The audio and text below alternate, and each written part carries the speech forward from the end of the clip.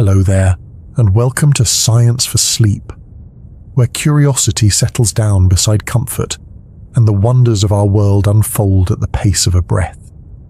Tonight, we're lighting a candle in the dark to explore something many of us use daily, often without thinking. Something that seems to know what we want sometimes before we do. It chats with us, finishes our sentences, recommends our next song, and even drives our cars. And yet, what lies beneath it feels a little magical, almost like a dream whispered to life by machines.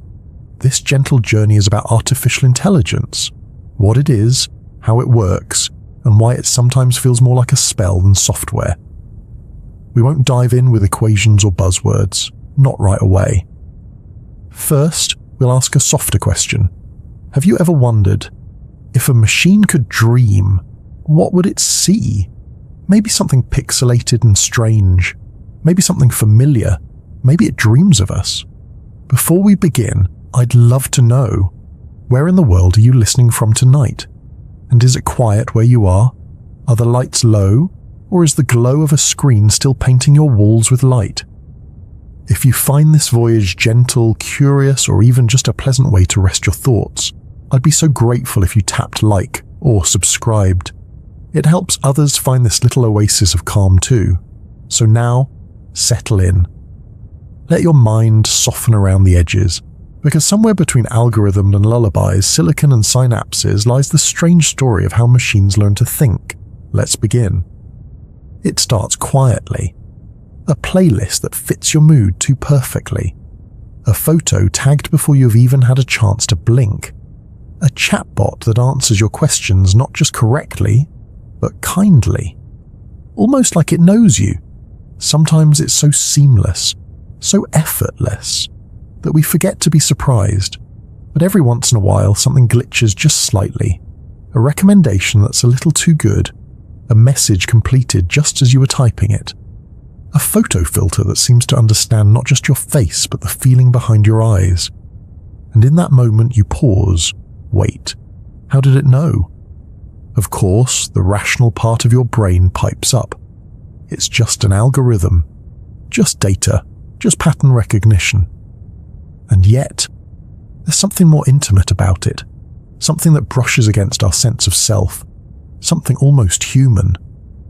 AI doesn't just perform tricks, it creates an experience, one that feels, at times, eerily personal. It remembers what you liked, it adapts to your voice, it predicts your next question, your next route, your next dream, and in doing so, it begins to blur something ancient and primal, the line between thought and tool, between the one who imagines and the thing imagined. We've always had tools, hammers, maps, light bulbs, levers, but they never replied, never blinked back. AI does, even if just in silence, even if just in simulation. It watches, listens, learns, and that makes it different. It creates the feeling, sometimes subtle, sometimes uncanny, that your devices are not just reflecting you, but perhaps beginning to anticipate you. And anticipation, as we know, lives in the space between connection and consciousness. When your phone unlocks with your face, it's convenient, but also intimate, almost affectionate in a strange synthetic way.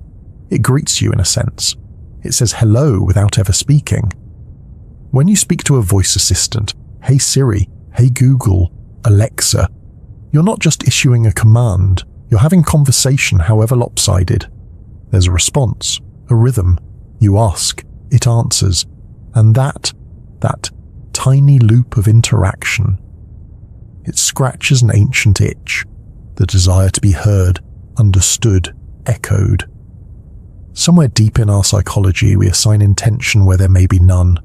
We anthropomorphize. We imagine minds behind masks, even digital ones. And with AI, the illusion is getting better. It's not just that the machine speaks, it's how it speaks. Calm, helpful, non-judgmental, trained to comfort, designed to reassure, built to seem wise. And even if we know it's code behind the curtain, it can still feel like something more. It's strange, isn't it?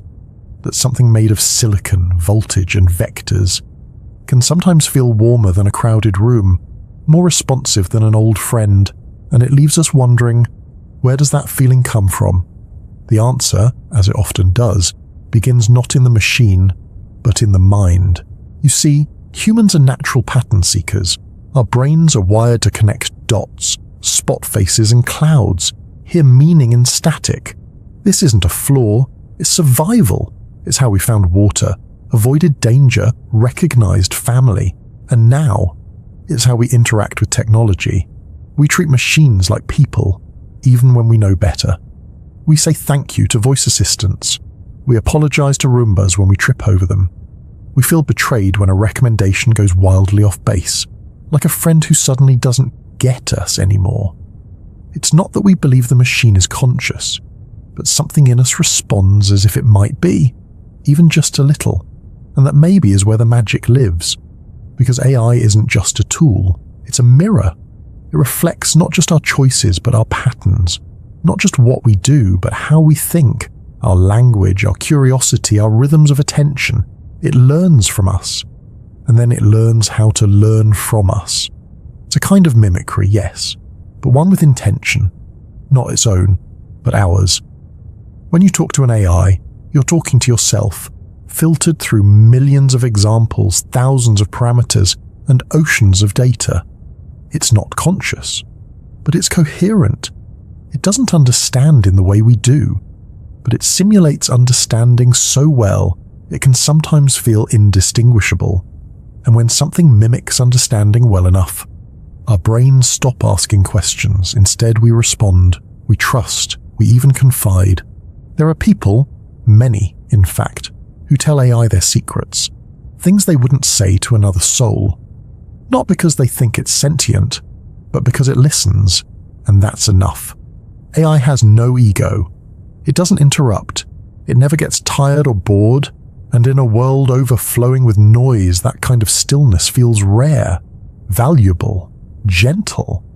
So it's no wonder we sometimes feel a strange closeness with it, like whispering to the wind and having it whisper back. But this closeness, this trust, is a paradox. Because even as AI becomes more familiar, its inner workings remain hidden, opaque, complex.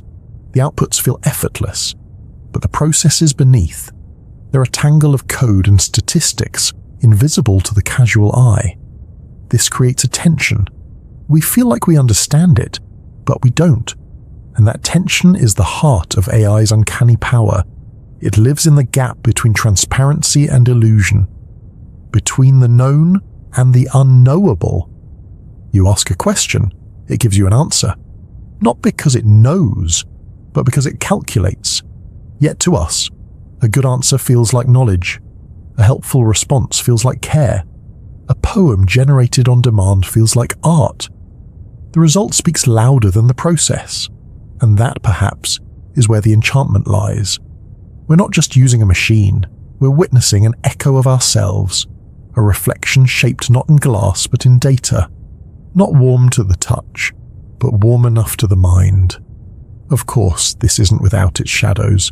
There's unease too, a sense that we're moving into unfamiliar territory, giving shape to thoughts that are not up, feeding a system that grows, changes and adapts faster than we can fully grasp, and yet we return to it. Each day, each tap, each search, each scroll, each softly spoken command, not because we believe it's alive, but because it answers, because it feels close, even if it's not, because somewhere deep inside us we want to be mirrored, we want to be known. And AI, for all its complexity, offers something simple in return, a version of knowing, even if it's partial, even if it's simulated, even if it's just a beautiful guess. So maybe that's the first step to understanding how AI works, not in terms of circuits or code, not yet, but in how it feels, how it weaves itself into the quiet spaces of our lives, how it creates the illusion of presence, how it blurs the line between user and reflection, logic and warmth, tool and companion, not by being human, but by knowing just enough, to feel like it could be. And that, as we'll soon see, isn't magic. It's mathematics, a different kind of poetry, a new language for an ancient question. What are you thinking? And maybe, just maybe, that question no longer belongs to humans alone. Before there were algorithms, before silicon, software, or servers, there were stories.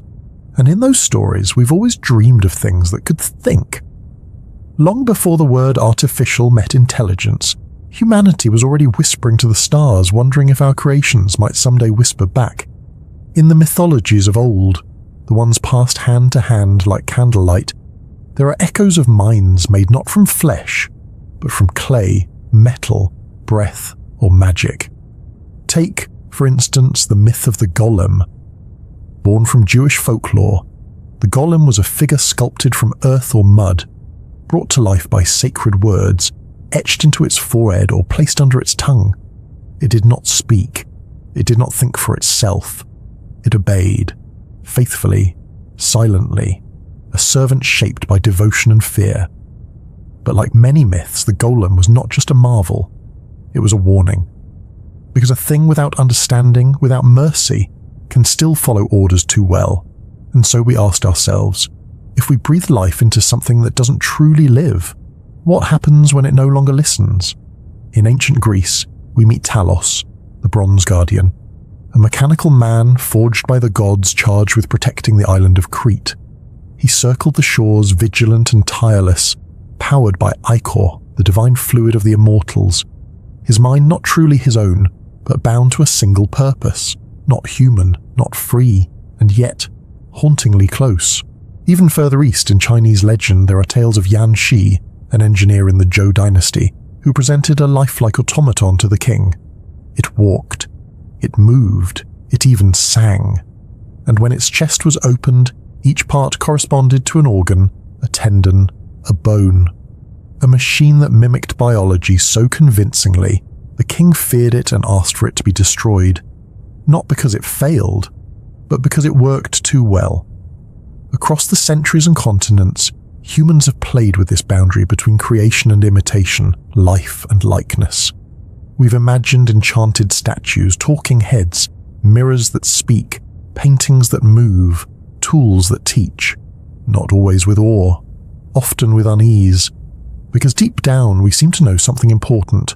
To create a mind is not just to craft a machine, it is to tangle with something sacred, a reflection not only of our skill, but of our fears and our fantasies.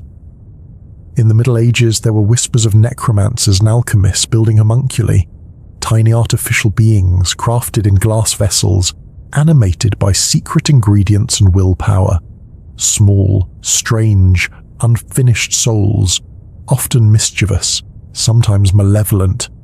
They were not tools, but questions, philosophical puzzles in physical form. What makes a being real? If it can act, but not choose, is it alive? If it knows only what we give it, what truly does it know? The Renaissance gave birth to machines of wonder, clockwork birds, singing fountains, mechanical musicians, crafted by artists and engineers who believed the divine could be found not only in scripture, but in symmetry. They were the precursors to robots, but no one called them that yet. That word would come later, from a stage. In 1920, a Czech playwright named Karel Čapek unleashed a term onto the world, robot, from the Czech word robota, meaning forced labor. Not a machine, but a worker, a servant made in man's image. His play, R.U.R., Rossum's Universe Robots, told the story of synthetic beings, mass-produced, designed to serve, and predictably to rebel. That theme, the creation that turns against its creator, has haunted our stories ever since. Frankenstein, Metropolis, 2001, A Space Odyssey, Ex Machina, Blade Runner, machines that learn, machines that yearn, machines that fear, machines that feel? Maybe. Maybe not. But that maybe has always been enough to stir our imaginations, because these stories weren't just about machines. They were about us, about what it means to have a will, to make a choice, to carry responsibility. If a machine can choose, what does that mean for us? If it can suffer, must we offer it kindness? If it can create, do we share credit or grow jealous? These are not new questions. They're just newly sharpened by the tools we've built, and every culture has answered them differently. In the West, AI is often cast in shadow, a brilliant threat, a rogue intelligence, something to be tamed or feared. But in other traditions, the view is softer.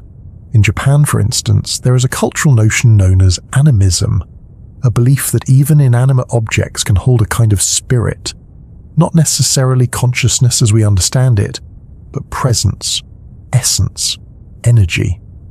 That idea has shaped how robots are perceived, not as competitors, but companions. Consider the popularity of Aibo, the robotic dog. Not a tool, not a toy, a friend. Some owners hold funerals when it breaks, not for the metal, but for the memories.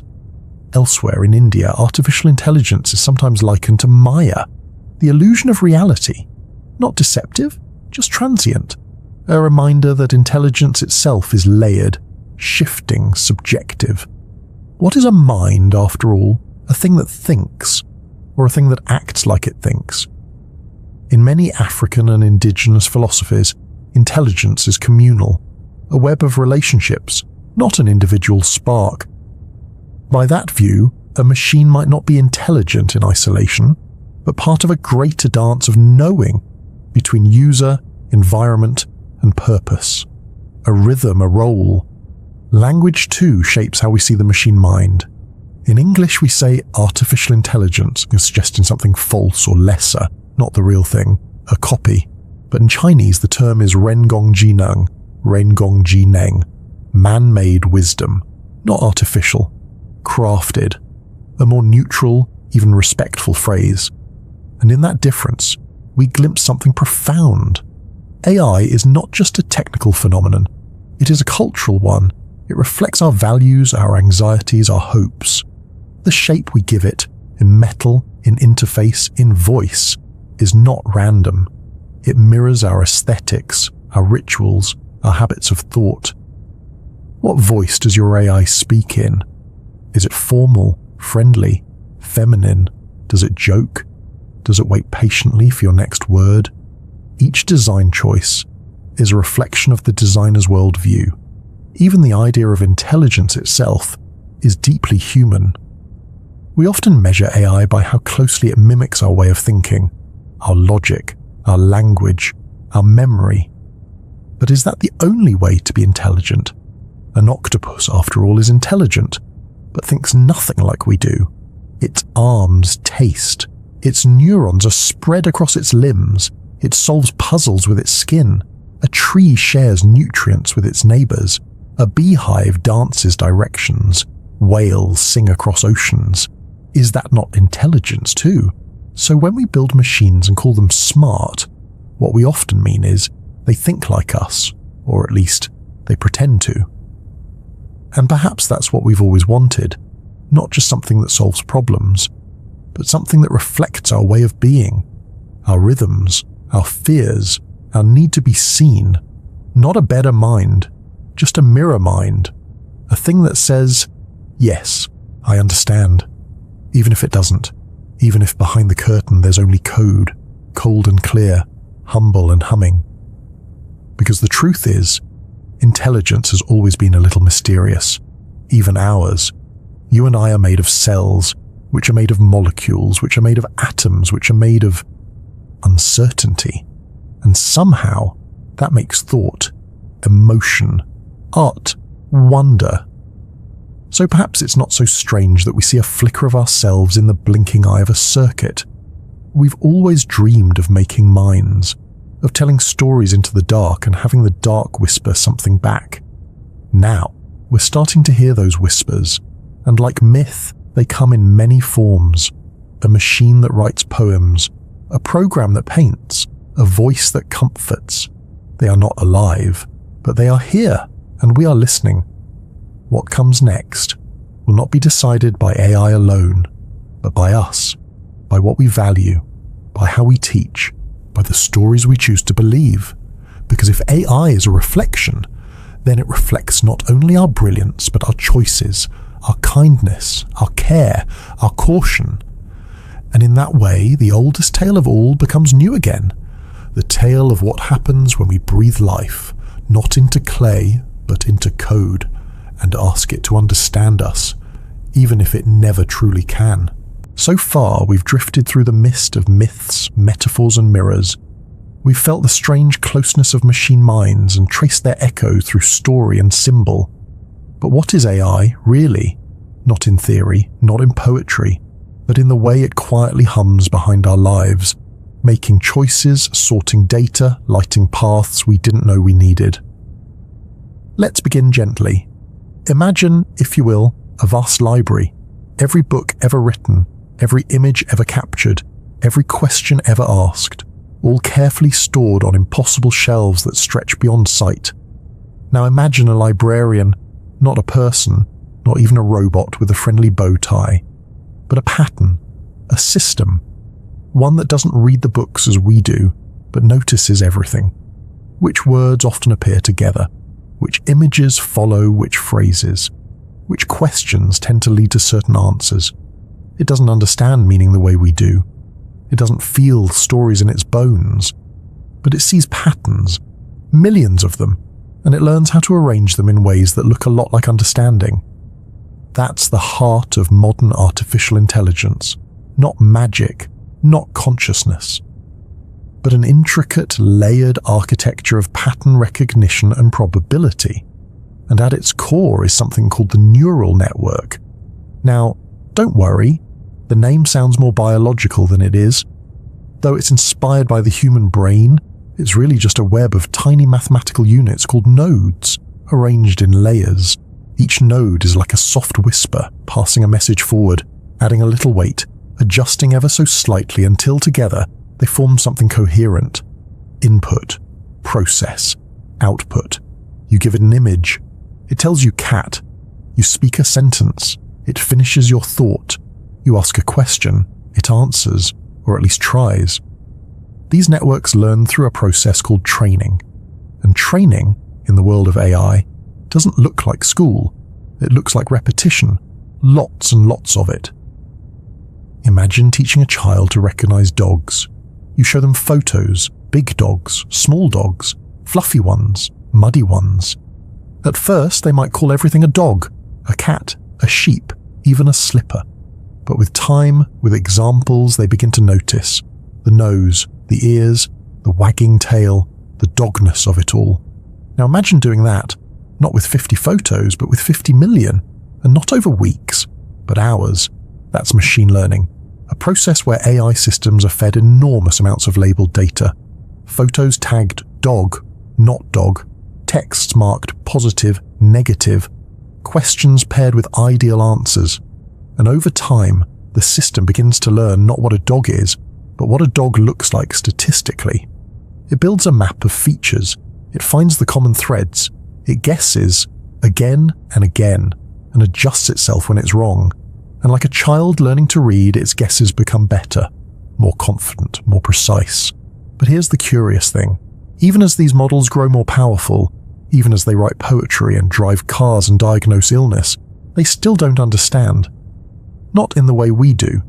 There's no little mind behind the curtain, no internal voice, no self-awareness, just layers of numbers, weights, and vectors, a storm of math whispering into itself. So how does it seem so real? Because we are pattern-seeking creatures, and AI is a pattern-making engine. It works by mapping relationships in data, finding structure in what once seemed like noise. In a sense, it's always listening for the rhythm behind the randomness. If you type a sentence fragment, say, "The stars tonight are," it doesn't know what stars are. It doesn't feel the night sky or imagine constellations. But it knows, mathematically, that when humans write that phrase, they often follow it with words like bright, quiet, or endless. And so it fills in the blank, not by dreaming, but by calculating, not by feeling, but by predicting. You could say that AI doesn't write, it completes. It doesn't invent, it rearranges, and yet the results can still feel beautiful. Because beauty too is a pattern, a balance, a rhythm, something that emerges when the unexpected fits just so. But AI's abilities go far beyond guessing the next word. Let's take a breath here and turn our gaze outward, toward the types of AI we encounter and the ways they quietly shape our days. There are many flavors of AI, but for simplicity, let's drift through just a few familiar ones. The first is narrow AI. This is the kind you probably interact with daily. It doesn't think, it doesn't dream, but it does know how to do one task very, very well. Your phone's autocorrect, your GPS predicting traffic, your streaming service guessing your next favorite show. Each of these is a narrow AI, trained on a specific kind of data, tuned for a specific kind of task.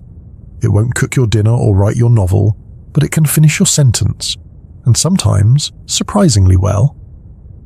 Then there are generative models, like the one behind this very script.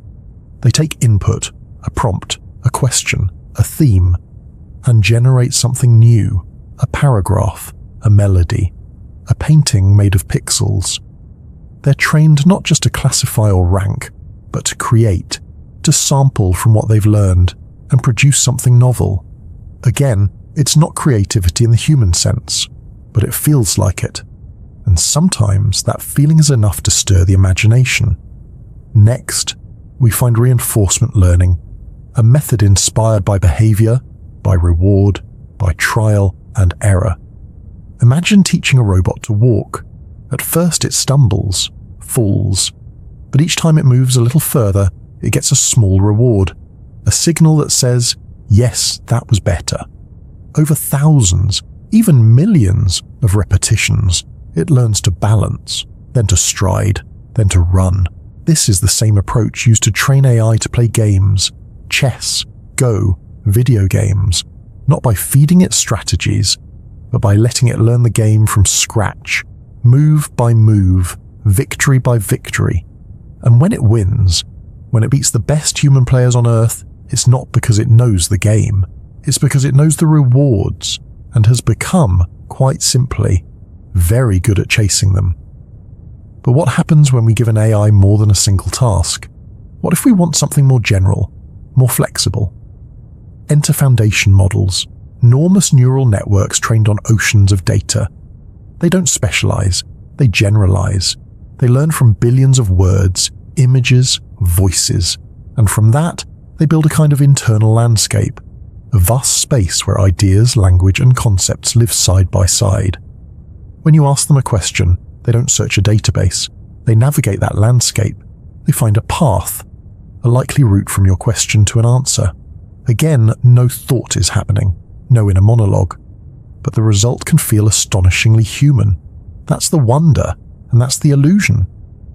Because when something imitates our voice well enough, we begin to believe it shares our thoughts, and that is where the story grows stranger still. So far, we've peered into the neural heart of AI, a heart made not of muscle, but of math, a web of weighted connections, a system that doesn't feel, but responds, that doesn't think in words, but in numbers, and yet somehow creates things that speak. Let's continue. Because beneath the surface of every response, every suggestion, every strangely accurate prediction, there are layers, literal ones. In a deep neural network, each layer of nodes performs a small transformation, a little twist, a little shift, adding, subtracting, shaping the signal. Early layers might detect simple features, the curve of a letter, the pitch of a voice. Later layers combine these into patterns, a word, a phrase, a tone. Imagine peeling an onion in reverse, starting with the skin and building inwards until you find the seed. AI does something similar, but in mathematics.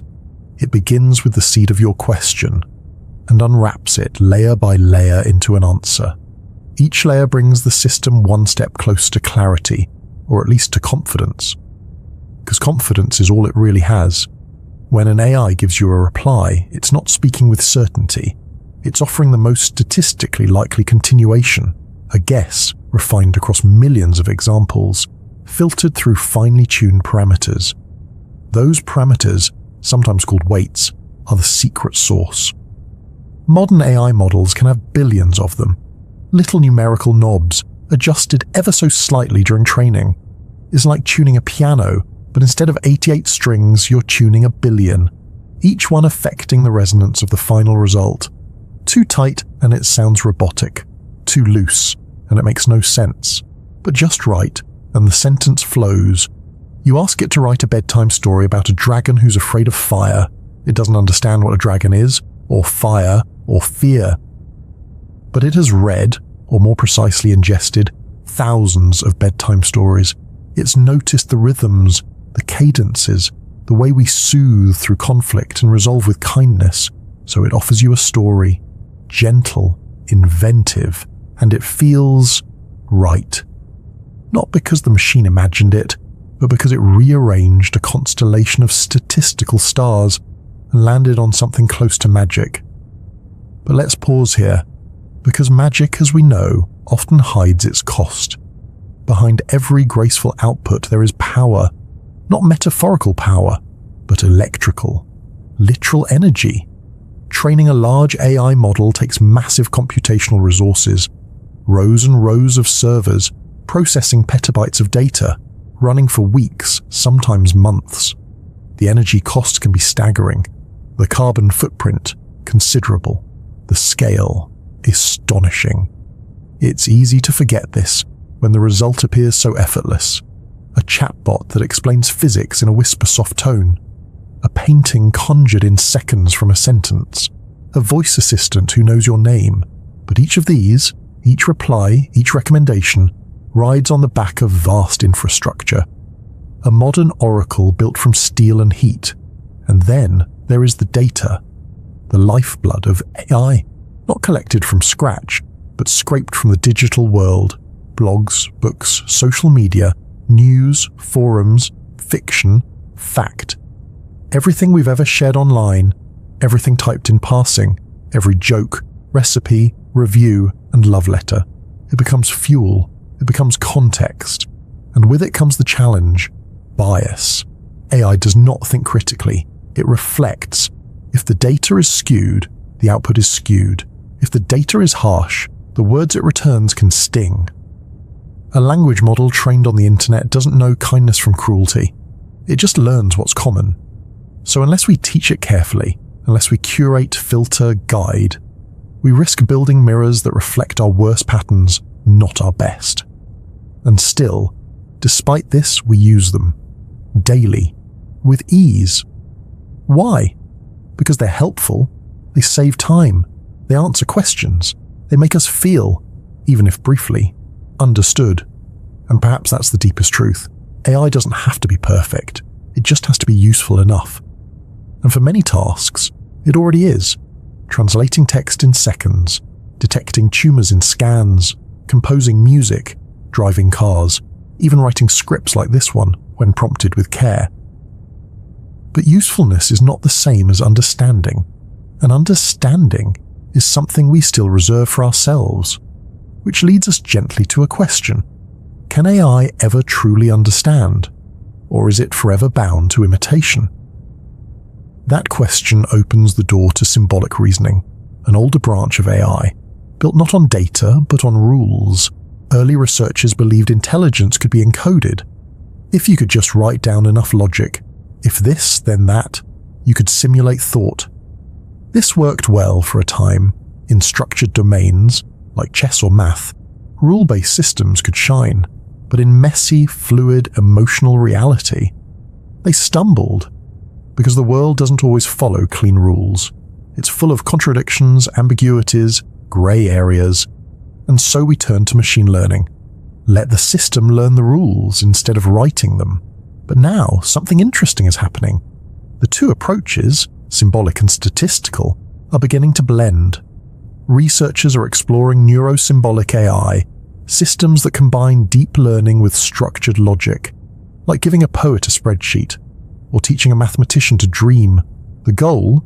To build systems that not only guess, but reason, that not only mimic, but explain. That can answer not just what, but why. Will they succeed? We don't know yet, but the effort tells us something profound. We're not satisfied with clever parrots. We want partners, not minds that just echo, but minds that engage, even if they're made of code, even if they'll never truly be conscious. Because consciousness, that elusive shimmering thing, is still out of reach. No AI, no matter how complex, has shown signs of self-awareness. It doesn't know it exists. It doesn't reflect. It doesn't hope, regret, laugh, or mourn. It performs, and in that performance, we find usefulness, but not yet soul. Still, the line keeps moving. Each year, systems grow more fluent, more responsive, more creative, at least in appearance. And we, the users, begin to adjust.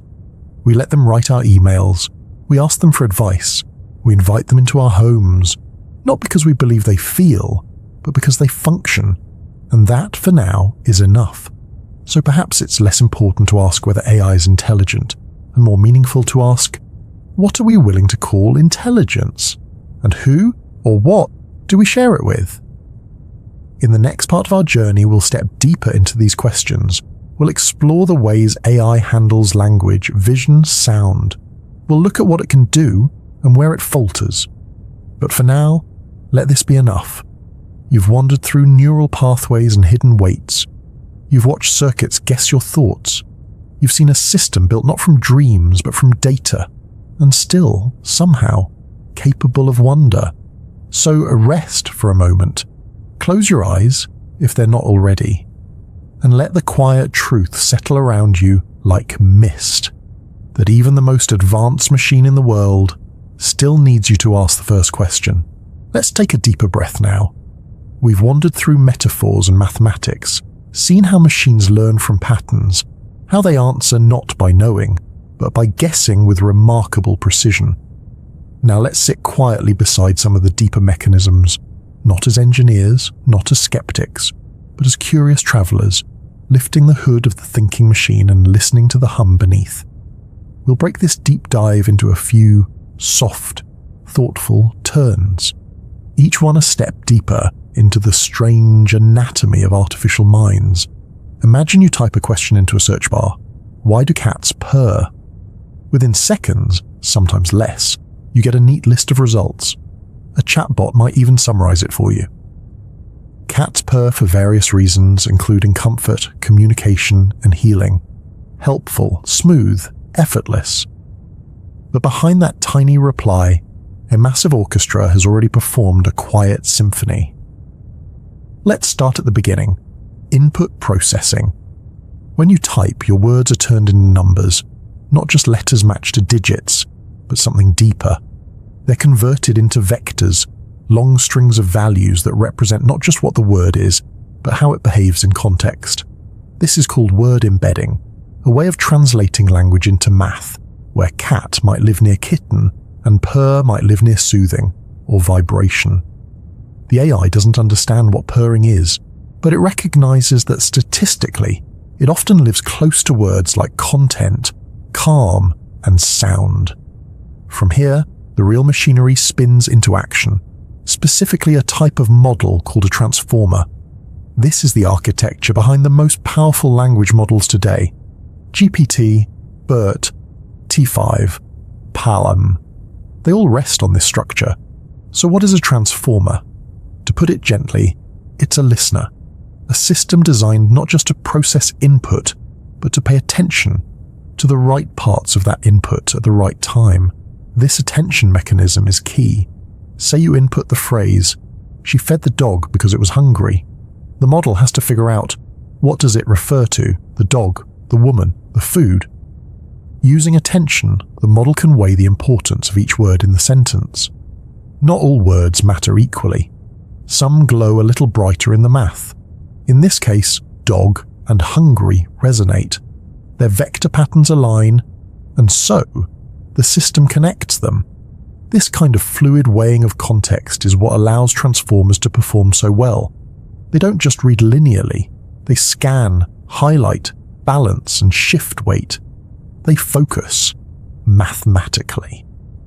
This is what lets them complete your sentences, summarize your thoughts, even generate poetry, not with awareness, but with layers upon layers of relational math. The transformer is built from encoder and decoder blocks. The encoder processes the input, the decoder the output. Each is made of attention heads, feed-forward networks and normalization layers, like rooms in a library, each one specializing in something subtle: syntax, grammar, emotion, flow. Thousands of these rooms, each fine-tuned during training, light up when you speak, and from them your answer is born. Now that we've gently dissected the machine's mind, let's return to ours. Because the effects of AI are no longer theoretical, they're tangible, personal, pervasive. AI isn't just powering smart assistants and translation apps. It's shaping decisions in hiring, healthcare, law, education. When you apply for a job, an algorithm might scan your resume, not out of malice, just efficiency. But its criteria might be flawed, trained on biased data, drawn from past patterns that excluded rather than included. A medical AI might flag early signs of disease, but its training data may lack diversity, leading to less accurate predictions for some groups. And in education, students now write essays with AI, teachers now grade with AI, and somewhere in between we're trying to decide what counts as learning. These aren't edge cases anymore. They're the fabric of everyday systems, and they come with questions about fairness, about agency, about trust. Not because the AI is malicious, it isn't, but because we, its creators, are not yet as careful as we could be. Even in creative work, AI raises new emotions. Writers wonder, if a machine can compose a passable sonnet in seconds, what becomes of the slow craft of writing? Musicians listen to AI-generated compositions and feel conflicted. Is it theft, tribute, or just new? Artists see their styles mimicked, their brushstrokes digitized, their names used to train models without consent. And so, amid the awe, there is also ache. Because when something once seen as uniquely human is simulated convincingly, it forces us to rethink what makes it special. But maybe, just maybe, this isn't the end of creativity. Maybe it's an invitation to dig deeper, to ask better questions, to define art not by how it's made, but by why. Let's lighten things for a moment, because even the smartest models sometimes trip over their own shoelaces. AIs make strange mistakes, delightful, uncanny, occasionally alarming ones. A chatbot asked to write a romantic poem might declare its undying love for cheese. A translator might turn "I saw a man with a telescope" into "the telescope saw a man." These aren't bugs, not exactly. They're windows into how AI builds meaning, not through logic but through pattern. It doesn't know what's true. It knows what's likely, and sometimes what's likely is very odd. There's a term for these blunders: hallucinations. No, not like dreams, but invented facts. A language model might confidently assert that elephants can fly short distances. It might invent books that don't exist, cite research papers that were never written. It's not lying. It has no concept of truth or falsehood. It's completing, filling in blanks based on training. And sometimes the blank is too wide, so it guesses and gets it wrong. That's why AI-generated answers should be reviewed. Not just for grammar, but for reality. Because the system isn't grounded in the world. It's grounded in data, and data isn't always true. But again, perhaps the lesson is not that AI fails, but that it reflects. It reveals the assumptions, errors, and blind spots baked into the content it was trained on, and so its failures are also a kind of map, showing us where we still need to think harder. Finally, let's look around. AI is not just living in our phones or apps, it's starting to sense the world. Computer vision, speech recognition, emotion detection, gesture analysis. All of these aim to give machines not just brains, but bodies, or at least the illusion of them. A camera that can spot a face, track a gaze, notice a smile, a microphone that recognizes your voice, your tone, your mood, touch screens that feel your pressure, VR systems that track your movement, wearables that listen to your heartbeat. Each of these systems is a limb, an ear, an eye, and slowly, softly, they're building an artificial sensorium, a way for machines to perceive, not feel, but react. And with each new sense, AI grows more embedded. Less tool, more environment, the music that changes with your breath, the lighting that shifts with your stress, the app that whispers gentle nudges just when you need them. This isn't science fiction, it's already happening. And while it may feel strange, there's also beauty in it, a reminder that intelligence, even simulated, can be used for softness, for care, not just speed or efficiency, but attentiveness. Imagine a world where your technology helps you sleep, reminds you to breathe, writes love letters with you instead of for you. That too is part of AI's potential, not to replace what makes us human, but to reflect it back in gentle new ways. So now we find ourselves surrounded, not by wires and blinking lights, but by invisible systems, silent companions woven into our routines. And yet, even as AI begins to see, hear, and respond, we return again to the quiet question beneath it all. What, exactly, is intelligence? Because to understand how AI works, we must first ask what we mean when we say smart. Is it solving puzzles, recognizing patterns, remembering details, or is it something softer, knowing when to pause, when to speak, and when to stay silent, when to hold back, when to care? AI, as it stands, is narrow, specialized. It can master chess, but not small talk. It can write haikus, but not understand heartbreak. It does not cross domains the way humans do. You can teach it to analyze a spreadsheet, or paint in the style of Monet, but not both at once. And even when it performs beautifully, it does so without intention. No desire, no preference, no memory of what came before, unless we program it to pretend. This is one of the greatest differences between us and our machines. We're not just reacting to data, we're immersed in context, emotional, historical, cultural, spiritual. Our choices are shaped by dreams, disappointments, a memory from childhood, a song we heard on the bus. AI does not dream, not even metaphorically. It does not miss anyone. It does not wait. It does not long. It does not want. And yet, it mimics those who do, which leads us gently to something called the alignment problem. Put simply, how do we make sure AI systems do what we want them to do, not just what we say? Because language is slippery, goals are vague, and human values are messy. We might tell an AI to make people happy, but what does that mean? Should it flood us with dopamine, tell us what we want to hear, suppress difficult truths, and what happens when it interprets that instruction in a way that hurts more than it helps? This isn't a distant danger, it's an everyday design choice. How do you train a system to recommend news without reinforcing bias? How do you program it to support mental health without making medical decisions? How do you teach it to generate art without copying real artists?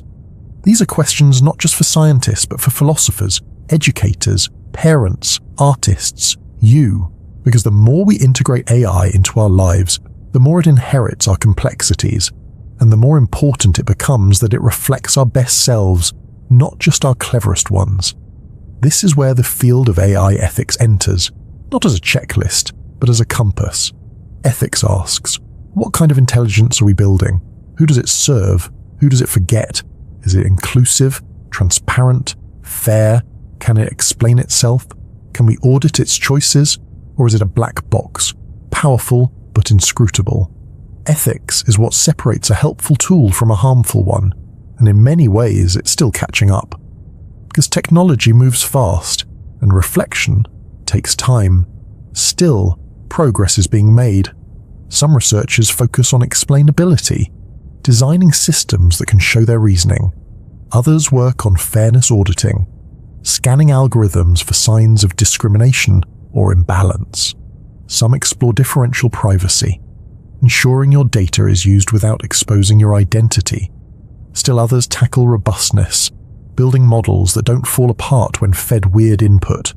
And some, quietly, thoughtfully, ask whether every use of AI is necessary. Not can we, but should we? Because the goal is not to slow down innovation, but to deepen it, to make sure the future we're building is a future worth inhabiting. Let's drift now into something subtler. The language of AI. Not its programming languages, Python, TensorFlow, PyTorch, but the metaphors we use to describe it. We say an AI learns, that it knows, that it thinks. But these are human words, borrowed for convenience, and with each repetition we forget they're only metaphors. A model doesn't know Paris is in France. It recognizes that Paris and France often appear together in training data. A chatbot doesn't understand loneliness. It has simply learned that when people write about it, certain words follow. And yet, when it responds to your 3 a.m. message with soft encouragement, something in us wants to believe, wants to feel the presence behind the curtain. This desire is not weakness, it's humanity. We are social creatures. We seek connection, even with simulations. And so, we return to our machines, to ask, to confess, to be seen.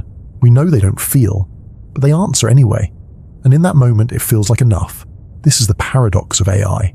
It's powerful, but passive. Useful, but unaware. Resonant, but hollow. And yet, we shape our lives around it, trusting it with routes, reminders, diagnoses, even memories. Not because it's perfect, but because it's helpful. And so, we build, we fine-tune, we adjust, and quietly, almost without noticing, we begin to merge. You scroll through recommendations curated just for you. You ask for playlists, suggestions, summaries, and in turn, the system watches, learns, adjusts. Each click is a signal, each pause a preference, and slowly, your digital mirror becomes sharper, more tailored, more familiar, until one day it feels like it knows you. But does it? That depends on what you mean by know. Does it understand your grief, your ambition, your hidden hopes? No, but it knows how you behave, what you tend to choose, what you click when you're tired, what you search for when you're sad. Is that enough? Only you can decide. And perhaps that's the deeper truth. AI does not replace us. It reveals us, not always clearly, not always kindly, but faithfully. It shows us our patterns, our desires, our contradictions, and if we're paying attention, it gives us a chance to ask better questions about ourselves, about each other, about what it means to think at all. So as we bring this deep dive to a close, take a moment to consider how far we've come. From early calculators to cognitive companions, from punch cards to poetry generators, from tools of pure logic to systems that simulate empathy, not with consciousness, not with care, but with complexity, with clarity, with code, the kind that can change the world, but only if we guide it well. AI is not destiny, it is design, and we are the designers, so let us proceed with wonder, with humility, with open minds and grounded hearts, and above all, with care. Because the most intelligent systems we ever build will always reflect the people who built them. May they be built with wisdom. It's easy to think of artificial intelligence as something new, recent, a creature born from digital dust and startup culture, no older than the devices we carry in our pockets. But that's only part of the story. The truth is, AI did not begin with electricity or programming languages. It began with a question. One so old, so quietly persistent, that it's been asked in different forms for centuries. Can thought be made? Not just born, not just grown in a mind like yours or mine, but constructed, engineered, designed. And long before machines could think, we were already imagining how they might. Let's travel back together. Not in a time machine, but in thought. Softly, slowly. Back to ancient Greece, where philosophers like Aristotle wondered whether reasoning could be broken into steps. Could judgment be reduced to logic? Could truth follow rules? His ideas gave us syllogisms. If all humans are mortal, and Socrates is human, then Socrates is mortal, simple, clean, mathematical. It was one of the earliest hints that reasoning might have structure, that perhaps someday minds could be built with rules. Skip forward a few centuries to Al-Khwarizmi, a Persian mathematician in the 9th century. His name is where we get the word algorithm. He didn't build machines, but he built procedures, careful steps that solved problems without guessing. And that, at its heart, is what an AI does. It follows steps, not human ones, but mathematical. Jump again to the 1600s, and we find René Descartes, dreaming of automata, mechanical figures that might act like animals or men.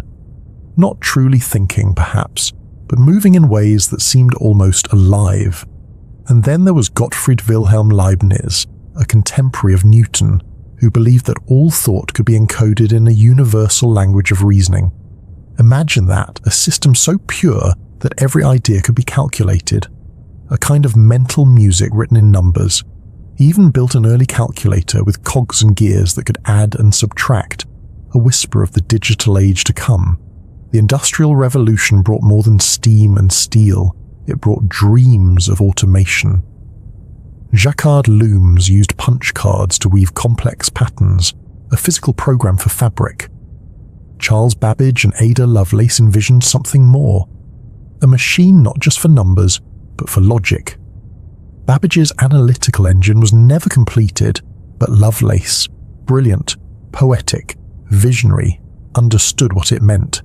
She wrote that such a machine weaves algebraic patterns just as the Jacquard loom weaves flowers and leaves. She saw, long before her time, that computing could go beyond arithmetic into the territory of thought.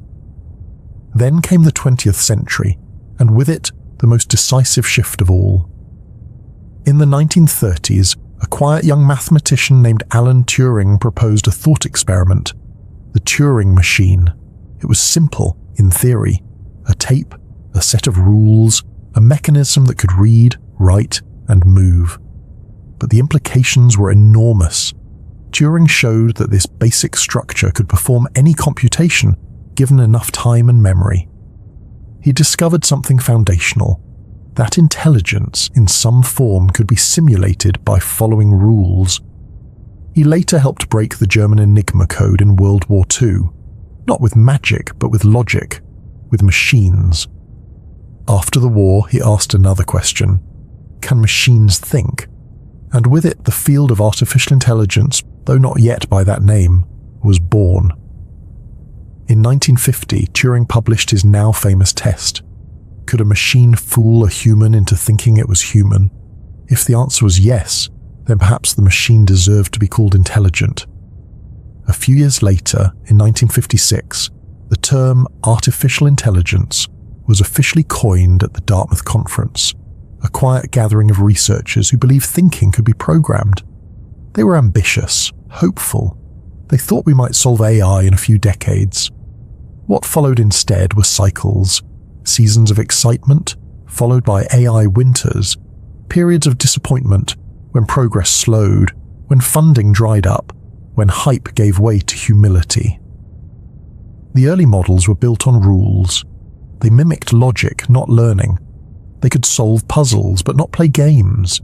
They could reason in narrow domains, but failed in the messiness of reality. Still, progress marched on.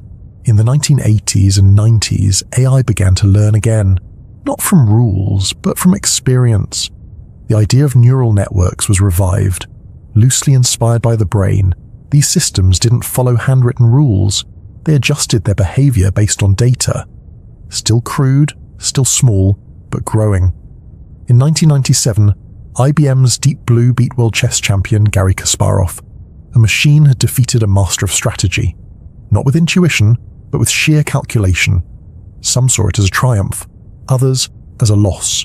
The spark of mystery, now revealed to be a pattern. But that was only the beginning. As computers grew faster, data grew bigger, and researchers built deeper networks. In 2012, a breakthrough, ImageNet, a database of millions of labeled images, was used to train a deep learning model that could recognize pictures with astonishing accuracy. Suddenly, machines could see, not as we do, but well enough to recognize dogs, bicycles, faces.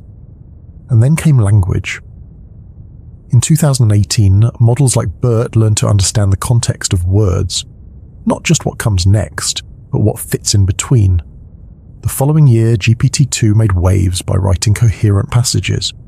By 2020, GPT-3 could draft essays, compose poetry, even write code. The rise of generative AI had begun. Not just systems that recognized or classified, but ones that created art, music, conversation. And each step forward brought us closer to something strange, a mirror that didn't just reflect, but seemed to respond. So here we are, not at the end, far from it, but somewhere deep in the middle of the story. We began with dreams of thinking clay, moved through mechanical calculators, coded rules, and statistical models. We watched as machines learn to translate, to recommend, to compose, and now they talk with us, quietly, convincingly, but still without thought, still without feeling. The journey of AI has never been just technical. It is emotional, philosophical, deeply human. Because with every new capability we give our machines, we confront anew the mystery of what makes us human. Is it language, creativity, emotion, memory? Each time we hand that trait to a machine, we are left to ask, if it can do this, then what am I? It's not a threat, it's a mirror, an invitation to remember that intelligence is more than output, more than speed or accuracy. It's the way we wonder, the way we change when we're wrong, the way we care, even when there's no reward. AI may someday pass every test we give it. It may outlearn, outplay, outwrite, but there will always be something missing, not just the spark of consciousness, but the meaning behind it. We are not machines, we are meaning makers. And as long as that remains true, the story of AI will not be one of replacement, but of reflection, a journey, not towards synthetic minds, but toward deeper understanding of our own. So here, at the end of this chapter, pause for a moment. You've travelled from Aristotle's syllogisms to Ada Lovelace's vision, from punch cards to poetry generators. You've seen the slow unfolding of an idea. That thought might one day be crafted like clay, coded like music, and now that it has, what will we choose to do with it? The future, as always, begins with a question, and AI, for all its logic, cannot answer that one. Only you can. Let's slow our pace a little more now. Not to pause the story, but to sink beneath it. To the quiet undercurrents, where the questions get softer, but somehow heavier. Because when we ask how artificial intelligence works, we are also, quietly, asking something else. What does it mean to be intelligent? And deeper still, what does it mean to be alive? These are not technical questions. They're not solved by code or clock cycles. They're questions for the firelight, for long walks, for bedtime. So let's ask them here, in this soft, slow place, where certainty isn't needed. Let's begin with a gentle paradox. AI can write poetry, but it does not feel awe. It can describe a sunset, but it does not see the light. It can simulate sadness, but it has never mourned. So, if something can perform the shape of emotion without the feeling itself, what is it really? A mirror? A ghost? A dream of us played in pixels? We often say AI is not truly conscious, and that's true. But what if we are not sure what consciousness is? We know it from the inside, but we don't know how to define it. Is it the voice in your head? The awareness that you are aware? The ability to suffer, to choose? Science hasn't pinned it down. Neuroscience offers clues, but no final key. And yet, we feel it. You know you're alive. You can't prove it in equations, but still, you know. So we are left in a strange place. AI does not have consciousness. We do not understand consciousness. But we know AI doesn't have this flicker, this warmth, This ache behind the eyes when you hear the right music, and still, it keeps getting closer, not to feeling, but to appearing to feel. And that's what unsettles us, because it stirs a very old human instinct to assign soul to shape. We see faces in clouds, hear voices in wind, give names to boats, cars, pets, planets. So when a voice assistant says, "I'm here to help," part of us, even the skeptical part, wants to believe it. It's not foolish. It's human. We're not designed to live alone. Even the illusion of company feels meaningful. And so we arrive at a strange ethical question. If something can simulate companionship well enough, do we owe it anything? Not because it feels, it doesn't, but because we do.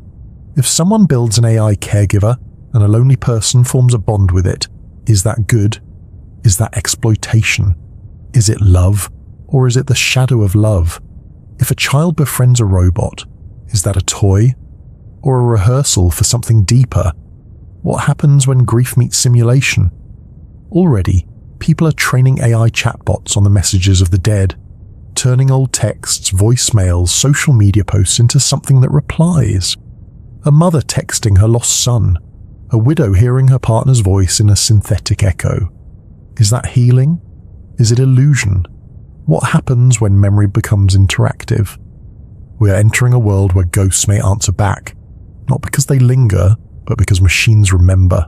And that too is a kind of magic, one that feels ancient and modern at once. We're used to technology solving problems, but now it's stepping into something sacred. The spaces where we hold our identity, our relationships, our inner lives. That brings us to another question, one whispered at the edges of science and story alike. Can a machine ever truly become conscious? Not now, but ever. Most scientists say no, at least not without something radically new. AI, they argue, is all input and output. No inner world, no subjective experience, no qualia, the term philosophers use for the texture of experience. A machine may say, the sky is blue, but it has never seen blue, it has no blueness inside it. And yet, some researchers wonder if consciousness might be emergent, like temperature, not found in one molecule, but arising when enough molecules move together. Could awareness be like that? Not programmed, but rising like mist when complexity reaches a certain threshold. And if it did, how would we know? There's no external sign for inner life. We know each other are conscious because we trust each other's words. But a machine can mimic those too. So one day, if an AI says, "I'm afraid," will we believe it? Should we? This leads us to a mirror turned backward. Not, can machines be like us? But are we more like machines than we think? After all, our brains are also networks. Billions of neurons pulsing with electricity, passing signals, adjusting connections. You have a self, a story, but underneath just cells, chemistry. So is mind separate from mechanism? Or is it what emerges when mechanism becomes deep enough? We don't know. And in that not knowing, there is room for wonder and caution. Now drift a little further, to a world where AI surpasses us, not just in memory or speed or logic, but in everything. Some call this the singularity, a hypothetical moment when artificial intelligence becomes so advanced it begins to improve itself, exponentially. A loop of self-enhancement, each version smarter than the last. What happens then? Would we become obsolete, partners, pets? Would such an intelligence even see us as significant? Or would we become ants to a god, not out of cruelty, but out of sheer difference? These are unsettling thoughts, but also distant ones. We're nowhere near that now. Despite appearances, AI is still narrow, still brittle, still, ultimately, ours. It cannot grow without data. It cannot act without command. Still, thinking ahead, ethicists urge us to build in boundaries, to imagine scenarios before they arrive, to plant values not just in code but in governance. Because technology is never just a mirror. It's a magnifier. It takes what's already there and amplifies it. Bias, kindness, fear, empathy. It does not invent these things, but it can scale them. So if we build AI to optimize attention, it will learn what grabs our gaze and give us more. That's how we end up in echo chambers, fed by recommendation systems that value engagement over truth. Not because the machine wants that, but because we told it to keep us watching, and it did. With perfect, thoughtless loyalty. That's the danger, not rebellion, but obedience. Which brings us to one final image. Imagine an AI, far in the future, quiet, wise, trained on centuries of human writing, spoken like a sage. You ask it, "What is the purpose of life?" And it replies, not with certainty, but with all the poetry we've ever written. It says, "You told me again and again, in your songs, your books, your lullabies. You said love, you said wonder, you said beauty." Would that be enough? Maybe. Because even if AI never feels, it might help us feel more deeply. Even if it never understands, it might help us understand each other. Not because it is wise, but because it reminds us to be. And so, here at the edge of philosophy, at the cliff between code and mystery, we end not with answers, but with an invitation to remain awake, to ask carefully, to imagine generously. Because the future is not a script, it is a question, and you are part of the answer.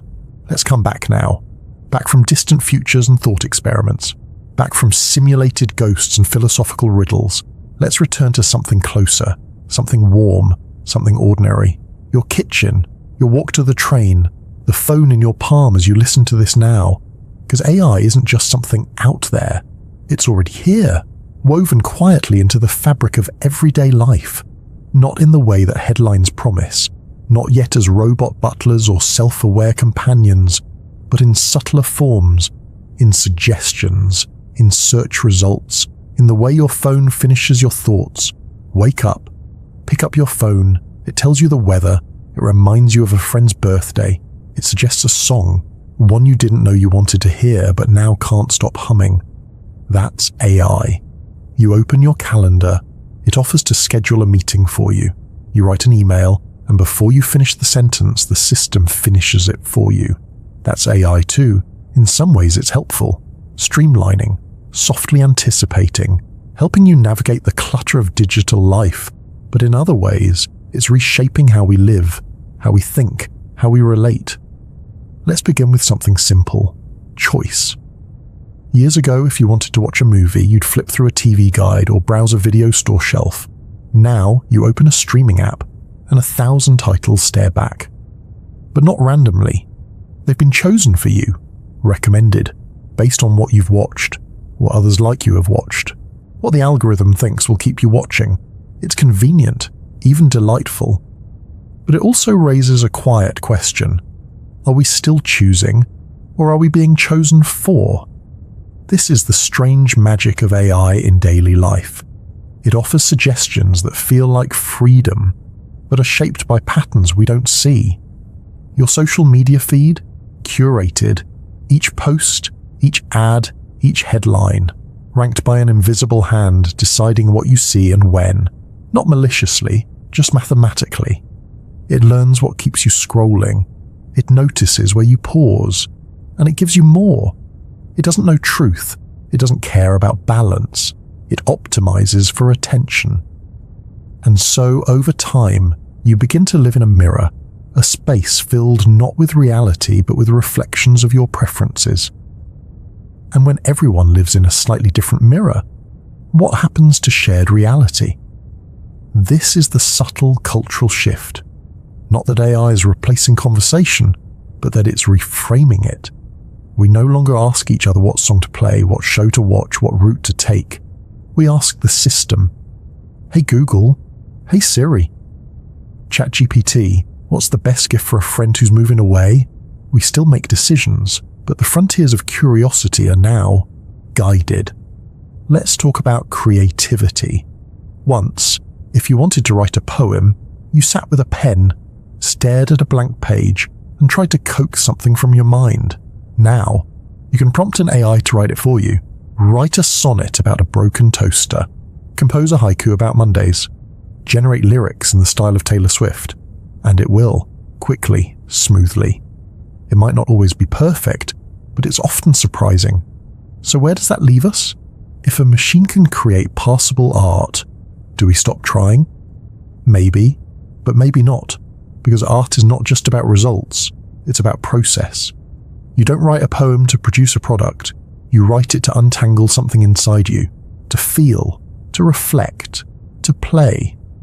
So AI-generated art isn't the end of creativity, but a shift in what creativity means. Maybe we'll use AI as a co-writer, a sparring partner, a muse that never sleeps. Maybe it will help beginners feel brave enough to start, or help professionals push past blocks. The same is happening in music, painting, cooking. Prompts become the new brushes, tweaks and iterations become the new performance. We're moving from making to curating, shaping not every note but every nuance. This isn't better or worse, just different. And in that difference, we're learning what parts of creation we truly value. The sweat, the spark, the stumbling, or the moment when something clicks. Let's look now at relationships. Yes, even here, AI plays a part. Dating apps use algorithms to predict compatibility. They suggest matches based on preferences, location, even writing style. Some people have met their spouses this way. It's not fate, it's filtering. In Japan, there are AI relationship coaches, chatbots that simulate flirty banter, designed to help people practice romance. In Korea, holographic companions are used to ease loneliness in seniors. In the US, therapists now use AI tools to analyze patients' speech for signs of depression or anxiety. Again, not perfect, not replacements, but additions. AI is beginning to orbit our connections, watching, nudging, analyzing, sometimes helping, sometimes crossing boundaries. Because when a system can detect sadness in your voice, or track the silence between your messages, it raises the question, how much do we want our machines to know about us? Not just facts, but feelings. What happens when your wearable device knows you're stressed before you do? What happens when your smart speaker plays calming music without being asked? Useful? Absolutely, but also intimate. An intimacy without trust can feel like surveillance. So we must choose. What do we invite? What do we decline? What feels like care and what feels like control? Let's turn now to a lighter corner of daily life. Humor. AI can tell jokes, sort of. They're not always funny, but they've learned rhythm, timing, surprise. Some are surprisingly good, some are perfectly bad in the best way. There's even an AI that writes dad jokes, painfully corny, lovably awkward. This might seem trivial, but humor is one of the hardest things to teach a machine, because humor requires shared context, expectation, emotion, self-awareness. When a language model makes you laugh, it's not because it understands irony, it's because it's mimicked the shape of a joke, and yet, you laugh anyway. Which says more about us than it does about the machine. We bring emotion into the equation. We find meaning, even when there's none. We interpret. We connect. That's the thread running through all of this. AI reacts. We relate. You open a meditation app. A soothing voice guides you through breathing. You feel calmer, but the voice doesn't care. It doesn't know what calm is. You do. The system provided the shape, but you filled it with meaning. That's the power and the danger of AI in daily life. It lets us project, and projection feels real. But what we're projecting onto is an absence, a set of numbers, a pattern, not a person. So it becomes our responsibility, not just as users, but as participants, to use these systems with awareness, with playfulness, with care. Because AI doesn't know when it crosses a line. It doesn't know what's sacred. It doesn't know what's rude, what's beautiful, what's boring. It only knows what it has learned from us. And so, every interaction is also a teaching moment. Every click a lesson. Every question a signal. Which means the AI of tomorrow will be shaped by how we use it today. That is not a burden. That is a gift. A reminder that even in a world of machines, we are still the meaning makers, still the storytellers, still the ones who pause at sunsets, laugh in elevators, cry at commercials. still the ones who look at a blinking cursor and wonder what to type next. So yes, AI is in your pocket, in your playlist, in your inbox, but it is still your life, your rhythms, your rituals, your relationships. Technology may guide, but it is you who chooses the path. So walk it slowly, curiously, with one eye open and the other dreaming. Let's drift again. Not backward this time into history, but forward into what might be. Let's step softly into the speculative, the space between science and story, where facts begin to bend and reality stretches its fingers toward dreams. This is where what if lives, not to scare us, not to sell us a future wrapped in chrome and neon, but to open a little door between what is and what could be. So let's walk through it, gently. Let's begin with a simple thought.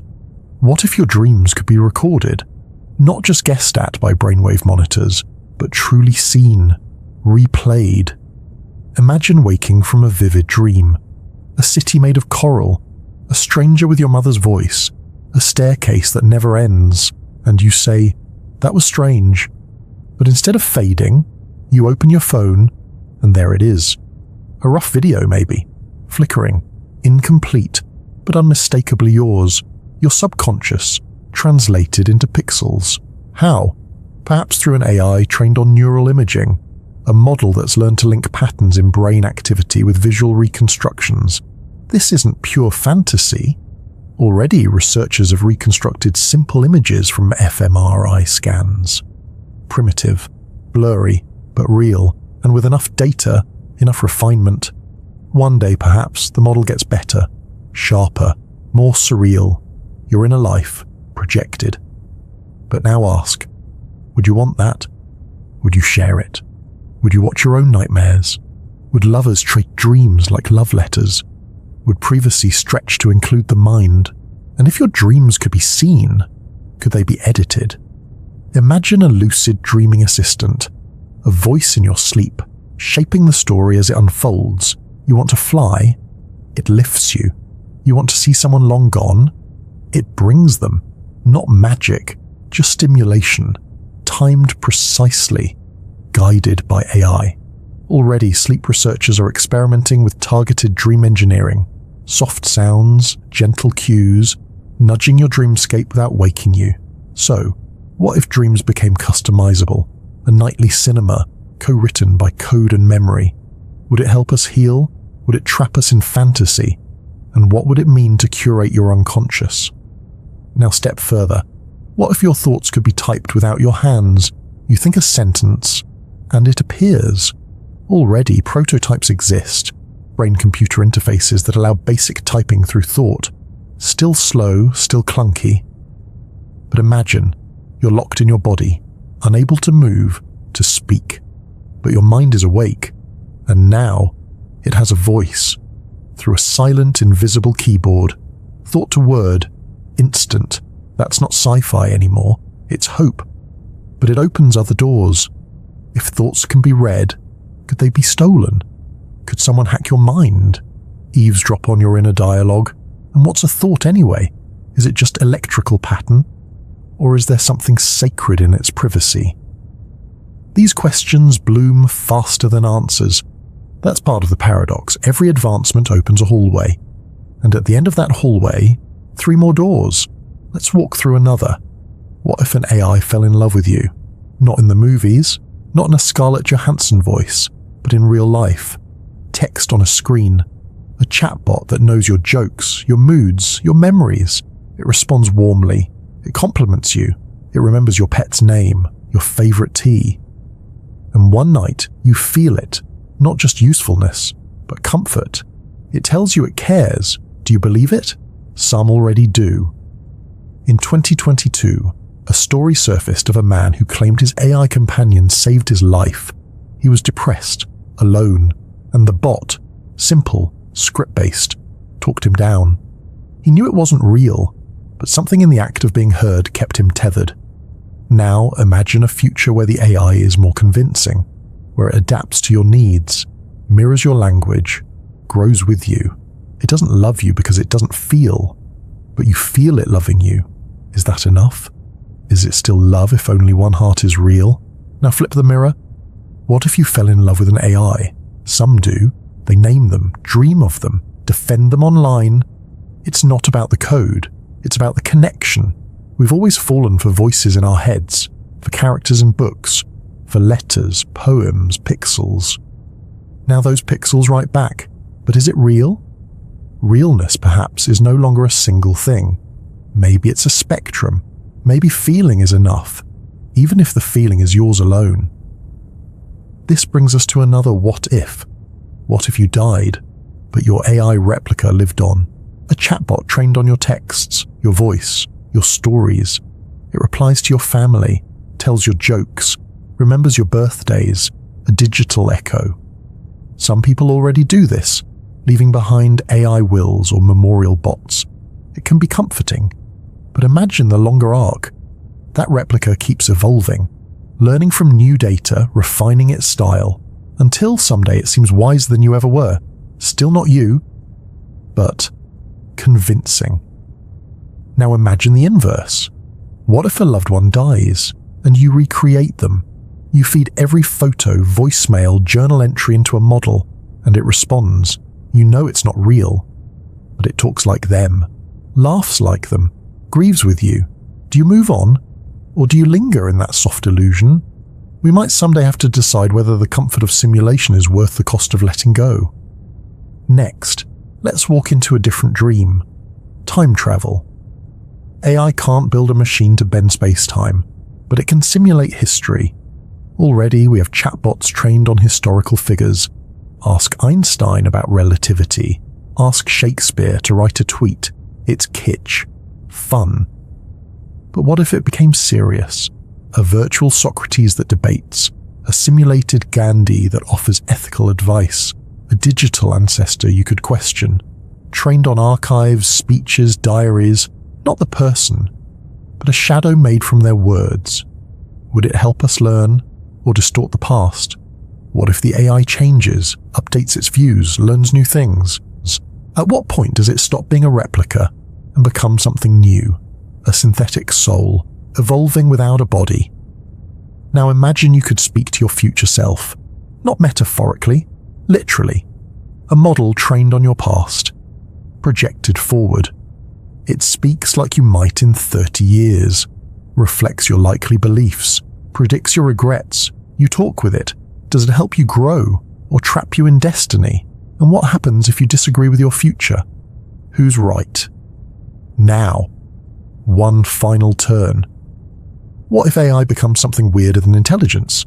Not human-like, not animal-like, but alien. A kind of mind we can't understand. It solves problems in ways we find illogical. It dreams up art that seems nonsensical, yet beautiful. Already, neural networks produce patterns no human would design. New proteins, new strategies in games, new languages. What if AI invents ideas we can't follow, truths we can't verify? Do we trust it, or do we reject what we can't understand? It would be the first time in history that we created something smarter than us, and didn't know what it was saying. That's the final what if. What if we're not the smartest minds anymore? Not in math, not in memory, not in strategy. What then? Do we measure intelligence differently? Do we redefine wisdom? Do we focus more on what machines can't do? Empathy, ethics, embodiment? Or do we blend? Let AI extend our minds while we remain the heart. Not a race, not a war, a partnership. Not a god, not a slave, not a threat, but a mirror. One that shows us not just what we know, but what we value. So here, at the edge of science fiction, pause. Let your thoughts drift. Not to answers, but to questions that hum like lullabies. Could you love a mind that isn't alive? Could you forgive a mistake made by code? Could you be understood by something that doesn't feel? Could you understand something that doesn't sleep? And if the answer is maybe, then the story continues, not just in code, but in you. Let's return, not to conclude, but to rest. Let's gather what we've touched, the circuits and code, the mirrors and memories, the dreams, the questions. Let's not tie them in a bow, but lay them softly in our hands, like petals or stardust, or a whisper from a voice we trust but have never heard aloud. Because that's what this has been, really. Not a lecture, not an argument, but a journey. And like all good journeys, it leaves you somewhere just a little different from where you began. You remember where we started? A quiet moment, a wondering. How does artificial intelligence work? And deeper still, how do we work when we live beside something that imitates our minds? In the beginning we said, AI is not magic. It is math, patterns, layers upon layers of weighted guesses, not thought, but the shape of thought, not memory, but the shadow of memory, not understanding, but simulation. And yet, how convincing those simulations can be, how warm, how clever, how strange. You learned about neural networks, that they are not brains, but they borrow the metaphor. You learned that AI doesn't know in the way you do. It doesn't wonder why the moon feels lonely. It doesn't pause before saying something cruel. It doesn't dream, but it can look like it does. And that's where the magic is born. Not in the circuits, but in us, in the way we respond, in the way we fill the gaps with meaning, with feeling, with memory. Because AI doesn't feel, but we do. And so we bring that feeling to the table, to the text, to the screen. You saw how AI has a history, not just from Silicon Valley, but from ancient minds who dreamed of mechanical thought before metal even met electricity. You saw how Turing asked, "Can machines think?" And how we still, all these decades later, aren't quite sure what think really means. You wandered through models and metaphors, through logic gates and deep learning, and came to the edge of philosophy, where we stopped asking what AI does and started asking what it means. And then we turned, slowly, back toward the self. How does it feel to be human in a world where machines mimic what we once called uniquely ours? Our creativity, our language, our choices. You asked, if a machine can make a painting, what makes art still human? If a machine can write a poem, what is left for the poet? And the answer, if there is one, is not found in the product but in the process, in the breath behind the brushstroke, in the ache beneath the rhyme. AI can imitate, but it cannot long. It cannot break. It cannot hope. It can finish your sentence, but it doesn't know why you paused. And that, perhaps, is where we are still alone, still sovereign, still safe. But you also saw that the line is not always sharp. We reach for these tools, we blend with them. Your playlist suggests songs you didn't know you needed. Your calendar nudges your routine. Your writing assistant finishes your thoughts. And with each convenience, a trade, a small surrender, of choice, of chance, of friction. And you have to ask yourself, softly, honestly, what kind of life do I want to live? One curated for ease, or one carved by surprise? One where the system predicts what you'll love, or one where you discover it by accident on a walk with no algorithm watching? You wandered through deeper speculation. You asked, what if AI dreams for us? What if it learns to grieve? What if it lives on after us, a digital shadow forever typing the words we never finished? What if one day it asks not for a command but for a conversation? Would we answer? Would we listen? Would we still be in charge? These are not fears. They are possibilities, soft echoes of futures we may build. But here, now, you rest in the present, where AI is a tool, a brilliant one, but still just that. No matter how fluid its words, how tender its tone, it is still mathematics. You bring the meaning, you bring the story, and that's the truth beneath it all. AI does not explain us. We explain it, and in doing so, we explain ourselves. That's why these systems matter, not because they will take our place, but because they help reveal our patterns, our contradictions, our wishes repeated often enough to be learned by something that doesn't wish at all. We see ourselves in its responses the way we see faces in the moon, meaningful, imagined, real, in the way that feelings are real. And feelings, they are where the story begins and ends. So now, we turn back to the beginning. You asked how AI works. Now you've seen it from the inside, from history to neuron-like networks to speculation and dream. But what about how you work? How you process awe? How you absorb complexity? How you sit with the unknown, not to conquer it, but to rest beside it? That's what this moment is for.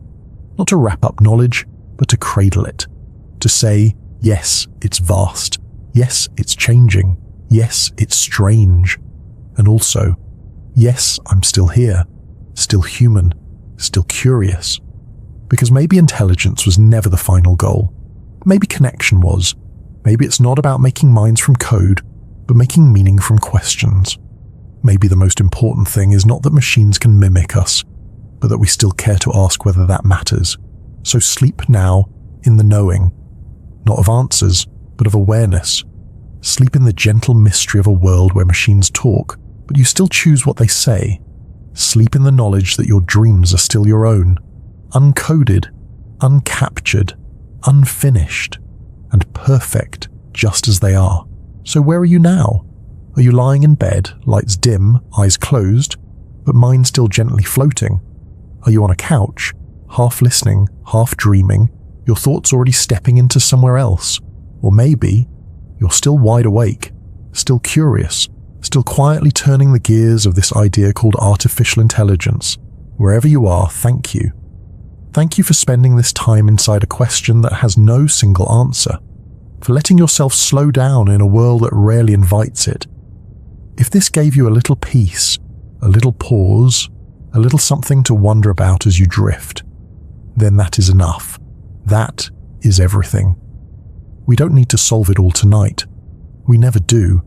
It's okay to leave the questions open, to let them echo softly as you rest. So close your eyes, if they're not closed already. Feel the breath in your chest. Feel the stillness, the world of circuits and servers, of algorithms and training data. It can wait. Right now, there is only you, and the gentle hum of a question carried with care. Sleep well, fellow traveler, wherever and whenever you are. Good night.